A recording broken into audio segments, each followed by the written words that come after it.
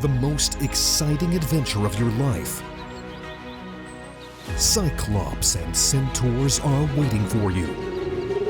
Angels will be your guides to the world of miracles. Take the power. Become a warrior of light. Save the planet. Learn the secrets of little green men and life on other planets. How the gods create your destiny, and is it possible to change it? All the mysteries of humanity, life and death, angels and spirits in the animated masterpiece Life After Life.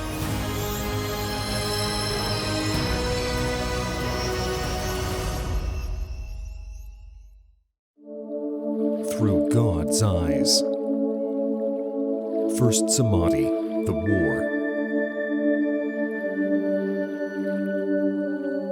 Bhagavan Vishnan sat in his solitude, tuning to God, and began to enter Samadhi. Overcoming his illusory feeling of separation, he, like a drop, started to dissolve into the boundless ocean. And though the drop and the ocean are one, God created this temporary boundary so that the drop, after traveling the long path of its seemingly separate existence, would finally realize this illusion and rush back into the embrace of the ocean, leaving behind the longing and despair of its limitations, reaching the great boundless freedom and grace in which it originally existed. Now, enriched with the experience of ignorance and suffering and endless wandering in the labyrinth of life, chasing illusory desires born like a mirage in the desert from misunderstanding and distorted vision of reality, he could not yet fully merge with the Absolute, but he was close, and there was still a thin line between him and God. I do not exist. Only He exists. Yet He creates this infinite multitude of separations. States of great love and bliss arose when this separation was lost. They had always existed, but now the boundary disappeared and they emerged. Endless peace and omniscience, the entire world of infinite stars and galaxies in his hand.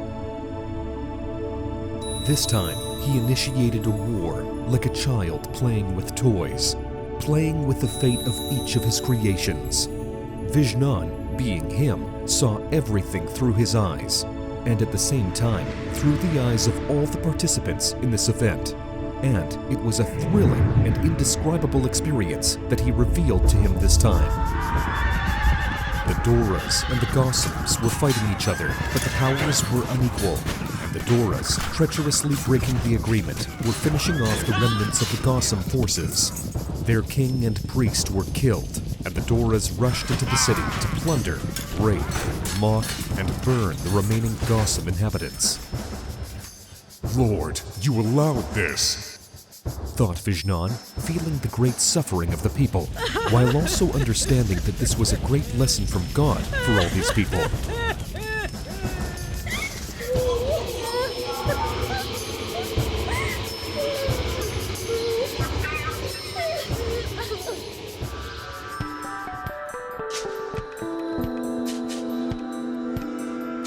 Like moths leaving a caterpillar's cocoon, one by one, the dead left their bodies and soared into the subtle level, flying towards God's light, discovering with surprise that there is no death, that they now lived in completely different bodies.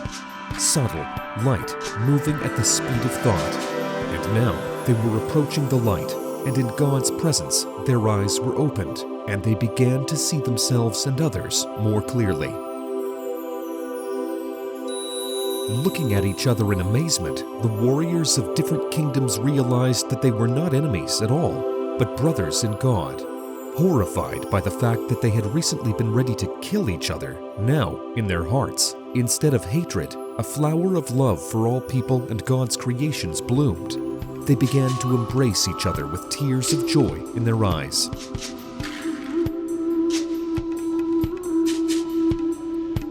Only the priest priest, burning with shame, stood aside. He saw, and everyone saw, how he had lied all his life, claiming that the Doras had a different god, that their god was the true one, that only he should be served, and those who served the Gotham god should be killed as heretics and unfaithful.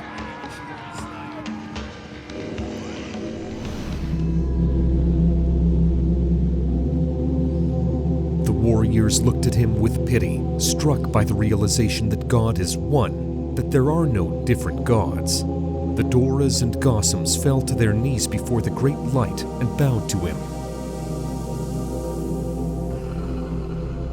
The priest, weeping in repentance, fell prostrated, begging forgiveness from the people and God for his lies, which he had already realized even on earth. But out of fear for himself and to please the ruler, he had lied to the people, inciting hatred and enmity in them, and reveled in their worship and reverence of himself, although now he saw his insignificance and that he was worthy only of contempt. He was the worst of all people, having known the truth and taught them lies.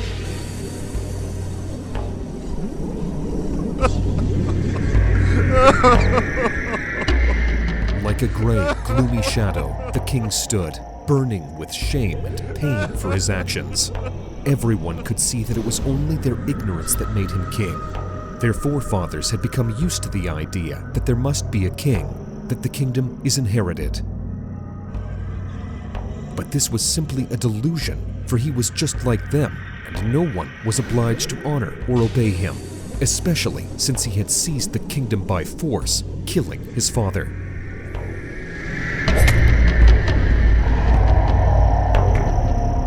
How much suffering and pain his reign had brought, how many executions and extortions he imposed on the people, how many were subjected to torture and hard labor.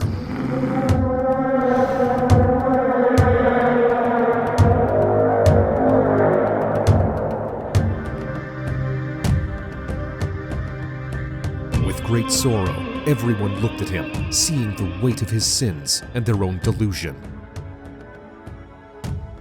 For there is only one ruler, God, who alone is worthy of that title, and all kingdoms belong to him. But to him, they are not even kingdoms, but a sandbox for an infant, like an educational model for a teacher, on which he creates lessons for his students. And now, the moment of enlightenment came, and everyone saw the truth and the depth of their delusions. Those who lied, those who hated, those who feared, resented, envied, fell into despair, or were pridefully self-deceived. All of this was the work of falsehood and its creations, all the result of misunderstanding the true state of things. And when they looked at the earth where plunder was taking place, the warriors, obsessed, searched for valuables and gold coins. But the deceased now saw the imaginary value of these things, for people had simply decided to consider them symbols of wealth, but they were just stones and metal. Yet collective illusion, the universal dream, endowed them with incredible value, making them objects of desire and envy, leading to theft and murder over these trinkets. Now, they looked at them as an adult looks at the glass shards and seashells a child collects, considering them treasures and admiring their wealth.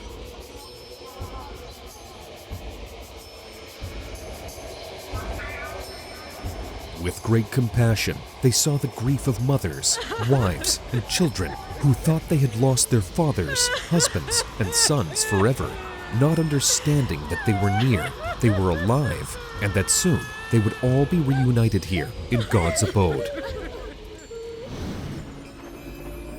Right there, they saw their previously deceased relatives and joyfully embraced them. And also relatives from their previous lives, whom they remembered only here, and those who had not yet reincarnated joyfully greeted them as if after a long separation. But still, they all looked with great concern, compassion, and pity at those who were left on earth, for they did not understand God's play, and each of them was now receiving the negative part of the lesson. The deceased received its positive part, while on Earth, only wise people, knowing about this play, could receive it, perceiving themselves as actors and spectators of the divine drama, striving to immediately extract a lesson from every situation created by God, for gaining the necessary experience, for growing their understanding and sobriety, for real knowledge of themselves and the world.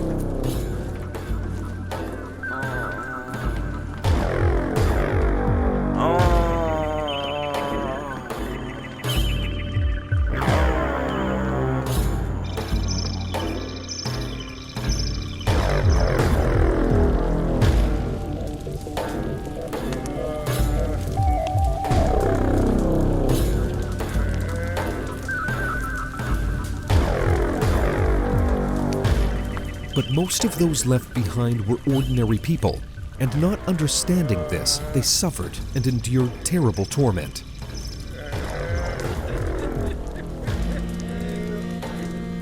Mothers and wives wept inconsolably. The elderly and children sat, crushed by fear, watching as barbarians, maddened by greed, stripped them, beat them, tortured them to find where other valuables were, brazenly ate their supplies, and raped women. The deceased looked at these barbarians with regret, not seeing that they were causing suffering to their brothers and sisters in God, essentially their relatives. For in the sequence of past lives, all of them were in one way or another close to each other, and that they too would have to endure the pain they were now inflicting in God's purgatory after death. They would have to endure terrible pangs of conscience when they awakened and saw the weight of their sins.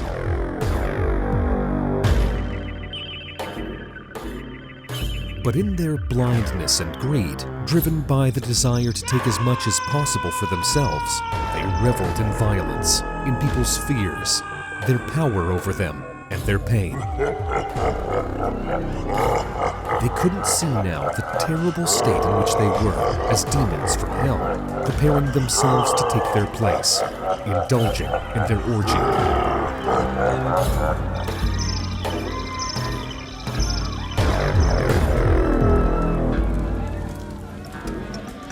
Above all this horror, a swarm of malevolent spirits flew, feeding on the suffering of the people, both the barbarians and the victims, inciting both sides to thoughts, provoking new bouts of anger, self-pity, smugness, grief, despair, and greed. The priest of the Doras lied, saying that their god had helped them in victory, though Vishnan could already see that soon another nation would conquer them. The old and newly deceased gathered around the suffering.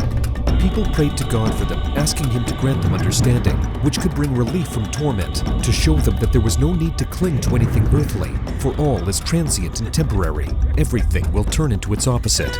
That they should strive with all their might towards God and cultivate, regardless of anything, positive emotions, finding happiness and love for God in a state of grace and joy.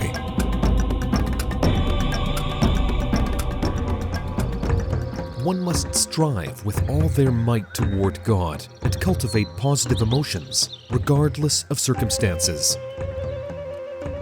Finding happiness in this, in love for God, in a state of grace, joy, repentance, forgiveness, prayer, compassion, peace, and selfless service to God and people.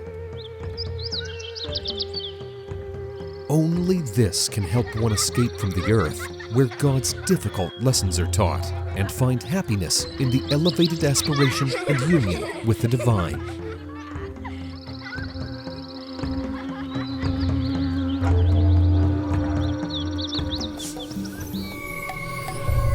Vishnan began to emerge from Samadhi and returned to the sinful earth, filled with the astonishing experience of having seen the world through God's eyes, feeling deep compassion for people.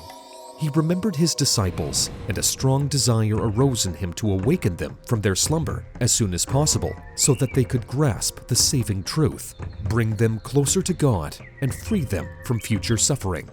Gathering his disciples, he said to them, A person in their ordinary state is asleep. They do not notice how they think, how they react, how they walk, breathe, live. Everything is done automatically. As long as a person does not do something new or unusual, they remain unaware that they are acting out of habit, stereotype, and pattern.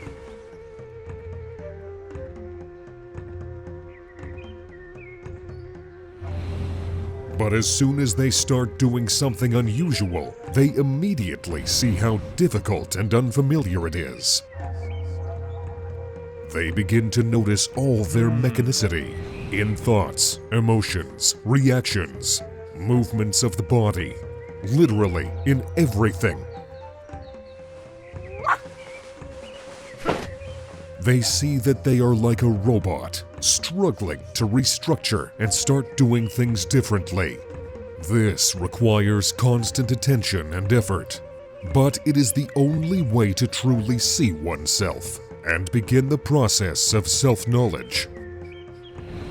For without understanding what one is made of, a person cannot start managing themselves or see what needs to be worked on.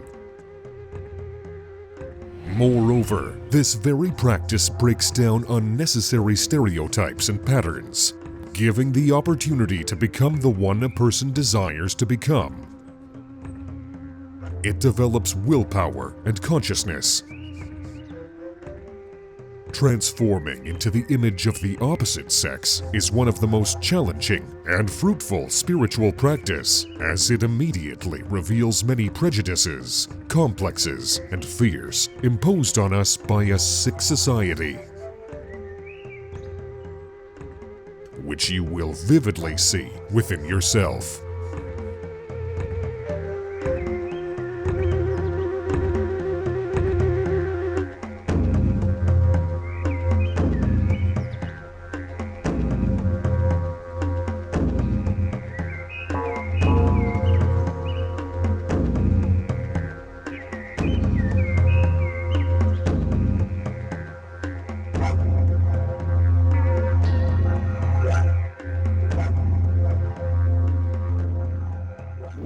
In our extreme times, when the fate of the entire planet is at stake, it is crucial for the knowledge of angels and benevolent spirits to spread as quickly as possible, globally, and reach thousands of people. In this way, we can change the future of all humanity. Which is why we are addressing you, dear soul of light. Spread the knowledge about our wise books and films. Share links to videos or cartoons. All of this is available and free. Invite women to individual practices, webinars, and seminars. And the Great Spirit of Light will help you and your family. It will direct an enormous amount of energy to fulfill all your desires. Benevolent spirits and angels will assist you and your loved ones in all matters. A thread of light and love extends from your heart to the hearts of thirsty women, and the creation of good and the dissemination of enlightened knowledge throughout the world begins. Become part of the mission of light. Help people, and God will help you.